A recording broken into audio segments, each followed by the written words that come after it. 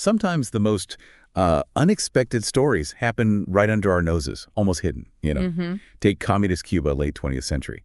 It might actually surprise you that it was the setting for one of the biggest church growth movements of the time. Yeah, practically in America's backyard. Exactly. And yet, most people didn't really notice it happening. It really is a fascinating situation. So today, for this deep dive, we're exploring that remarkable surge, Protestant churches in Cuba, starting mainly in the 1990s. Right. We want to understand, what factors really drove the surprising growth, and then how the Cuban government reacted later on. Yeah, and we've got some really compelling source material here. It's an excerpt from Mission of God in Cuba by Dr. Kurt Nelson and Dr. Bob Garrett. And what jumps out right away is the setting. It seems almost contradictory, doesn't it? It does. You've got Cuba, a communist country, but with almost 100% literacy. Pretty impressive life expectancy, nearly 79 years. Yeah, and definitely connected to Western culture in many ways. But at the same time, facing real economic hardship. It's almost the reverse of what you might see in Western Europe. That contrast is absolutely key, I think. It really challenges some, common ideas about modernization and secularization, doesn't it? It does. So our goal today is really to unpack the main drivers behind this explosion of faith, and then look at the challenges these churches faced because of it. Okay. It's possible, maybe, that in Cuba, the economic struggle created a deeper sense of need, perhaps, Right. community, which the church then filled. Yeah, unlike in maybe more comfortable Western societies. Right, potentially. Okay, so let's dig into this. The book points to a really unexpected catalyst, an initial spark, and it was actually the Cuban government itself. Which is surprising, right? Very. In the early 90s, they issued a directive, basically allowing religious meetings in private homes. Okay. And this happened because the official church buildings, the authorized ones, were just overflowing. Packed. And there was a severe gasoline shortage, so people couldn't easily travel to the main services anyway. So it was almost a practical thing, like a logistical decision. Seems like it. But it had these huge spiritual consequences. That directive essentially removed a major roadblock. Yeah. And the estimates suggest something like, 10,000 house churches just sprang up across Cuba in the next decade. 10,000. Just imagine the scale of that. A real grassroots movement. It really is mind-boggling. And it wasn't just, one type of church. The growth was really widespread across different Protestant groups. Right.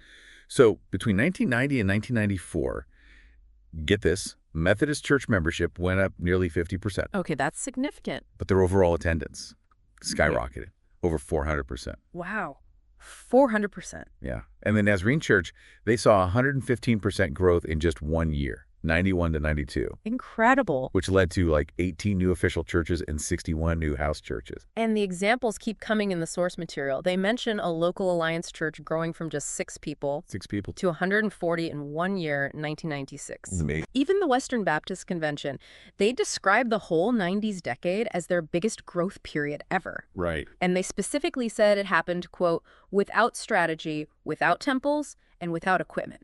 Which really tells you something about how organic it was, doesn't it? It really does. It wasn't some top-down plan. It just exploded. Absolutely. The sheer scale is astonishing. We're talking potentially an estimated 10% of the entire Cuban population. Wow. Over 1 million people becoming active evangelical believers just in the 1990s. 1 million people. The source calls it unparalleled church growth in all of Cuban history. Yeah. And the Southern Baptist International Mission Board, they apparently identified at least 2 distinct church planting movements happening at the same time. Okay, so organized efforts, too, within this broader surge. Right, among different Baptist groups in the Assemblies of God. It just shows how dynamic it all was. And thinking about how faith actually spreads, that shift to house churches seems absolutely pivotal. Yeah, the source really emphasizes that.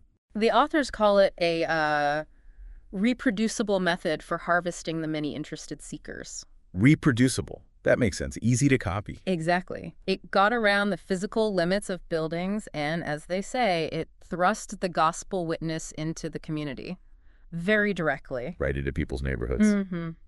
And maybe that focus on lay leaders, the simpler structure of house churches, maybe that was key to how fast it spread. That seems plausible.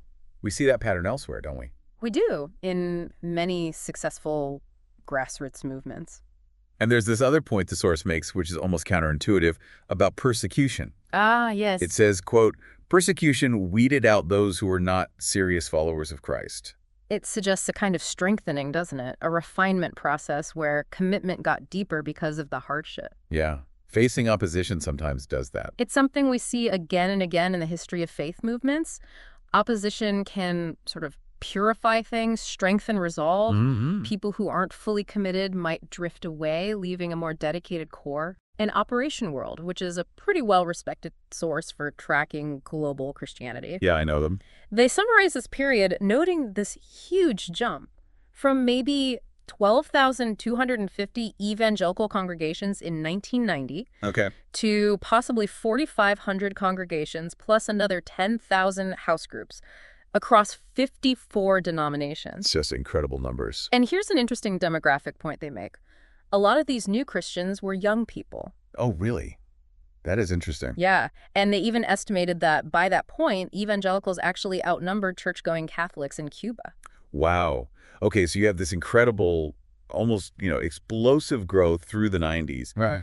But the story shifts, right? It does take a turn. Around the year 2000, the government's stance, it started to change. Indeed. And what's really insightful is seeing how the communist regime reacted to this. Yeah. Starting around 2000 and then getting much more intense with new regulations in September 2005, regulations aimed specifically at these house churches. There was a definite, coordinated effort to try and, well, curb the movement, to put the brakes on. So what kinds of restrictions are we talking about? It sounds like it became more than just, managing the crowds. Oh, much more. The new rules were pretty heavy-handed, aimed right at controlling these informal gatherings. Like what? Well, all house churches had to be officially registered with the government. Right. And if they weren't, they could be shut down. Their property could even be confiscated. Wow. And the source does say, sadly, that some churches were closed and leaders faced harassment. Okay. The rules also started to severely limit where, when, and how often these house churches could even meet. So controlling the logistics again, but in the opposite direction. Exactly, and foreigners were banned from attending. Plus, they had to provide detailed information on everyone who came to the meetings. That sounds incredibly intrusive, a real overreach. It does, and the consequences for not following the rules could be serious. How serious? Well, if someone complained about a house church, it could be shut down completely. Members could face arrest, even prison time. Jeez. And beyond those official rules, there were other tactics used too, things like physically destroying church buildings. Oh, wow. Spreading false accusations against leaders, arrests, interrogations, jailing pastors. It's direct intimidation. Yes. And harassment aimed even at pastors' families, including their children, reportedly. That's awful. There's even a detail about prison authorities in one area banning Bibles for prisoners in 2003. It really paints a grim picture of the pressure they were under, intense challenges. No question. But despite all that, all this opposition, the growth didn't just stop dead, did it? And that's maybe the most powerful part of the story. It really speaks to the resilience, the deep roots of these communities. Yeah. Despite all these efforts to clamp down, the Protestant churches in Cuba kept growing. The estimates suggest an average annual growth rate of over 6% since 2000. 6% annually, even with all those restrictions. That's what the estimates suggest. And the Western Baptist Convention, their own report from 2006, indicated their Baptist community, meaning people actually attending church, had doubled between 2000 and 2006. Doubled in 6 years under that kind of pressure. Ugh. That's remarkable. It really is. So how are they managing that? How did they keep growing in that kind of environment? It's not like they could hold big public events. No, definitely not. The source highlights their continued, very active evangelism and outreach. Okay. And prayer is mentioned again and again as being just foundational to everything they did. Right. There's this one really specific, quite inspiring example mentioned. It was called Operation Andrew. Operation Andrew. What was that? The idea was simple but powerful. Church members were encouraged to pick 10 friends who weren't Christians. Okay. And commit to praying for them consistently, and then actively invite them to church. Wow. Just pray and invite. Yeah. And apparently this approach led to so many new people showing up that the existing church members would literally give up their seats inside the packed house churches. No way. And stand outside praying for their friends who were inside hearing the message. That's an incredible image. Talk about selfless commitment and welcome. It really is powerful, isn't it? Yeah. And naturally, this influx of new believers just fueled a huge surge in small group Bible studies. Makes sense. They needed somewhere to connect. Exactly. Held in all sorts of, unconventional places, private homes, wherever they could meet safely. Right. And the churches also got more intentional about training up regular members, they called them lay missionaries, to lead these small cell groups. So empowering everyday people. Seems like it. The house church model, even under all that pressure and scrutiny, it stayed vital. It was adaptable. It kept facilitating growth and spreading the faith. Okay, so let's try and summarize this deep dive. We've seen this really quite surprising, significant growth of Protestant churches in Cuba happening in this very unique, very challenging setting. Right.